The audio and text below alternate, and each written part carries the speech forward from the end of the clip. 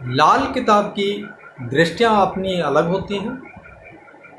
हर घर की अपनी दृष्टि होती है, जिसमें कि पूर्ण दृष्टि पहले घर की 7वें घर पर और चौथे घर की 10वें घर पर, 8वें घर की दूसरे घर पर 100% पूर्ण दृष्टि मानी जाती है।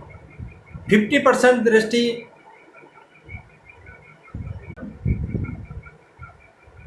तीसरे घर की 11वें घर पर और 9वें घर पर, और 5वें घर की 9वें घर पर ये 50% घरों की दृष्टि मानी जाती है।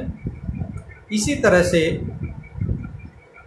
25% जो दृष्टि है वह दूसरे घर की 12वें घर पर, दूसरे घर की 6ठे घर पर, छठे घर की 12वें घर पर और 12वें घर की 8वें घर पर 25% दृष्टि मानी जाती है।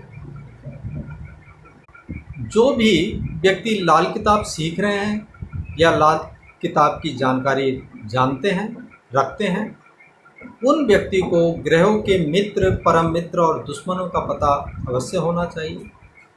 जैसा कि सूर्य का परम मित्र चंद्रमा है और चंद्रमा के परम मित्र बृहस्पति हैं और बृहस्पति के परम मित्र मंगल है, मंगल नेक माने जाते हैं, और मंगल नेक के परम मित्र राहु माने जाते हैं, और राहु के परम मित्र बुध को कहते हैं और बुध के परम मित्र शनि होते हैं, और शनि के परम मित्र शुक्र होते हैं, और शुक्र के परम मित्र केतु के कहते हैं। शुक्र का परम मित्र केतु माना जाता है।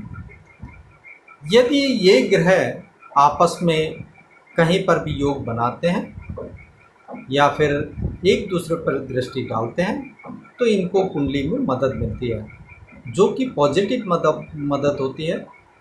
एक दूसरे के मिलने से एक अच्छा योग बनकर तैयार हो। इसी तरह ग्रहों के दुश्मन भी होते हैं। शनि का परम दुश्मन सूर्य होता है, सूर्य का परम दुश्मन शुक्र होता है, शुक्र का परम दुश्मन बृहस्पति होता है और बृहस्पति का परम दुश्मन बुध होता है। बुध का परम दुश्मन चंद्रमा होता है और चंद्रमा का परम दुश्मन केतु होता है, और केतु का परम दुश्मन मंगल बुध होता है और मंगल बुध का परम दुश्मन राहु होता है।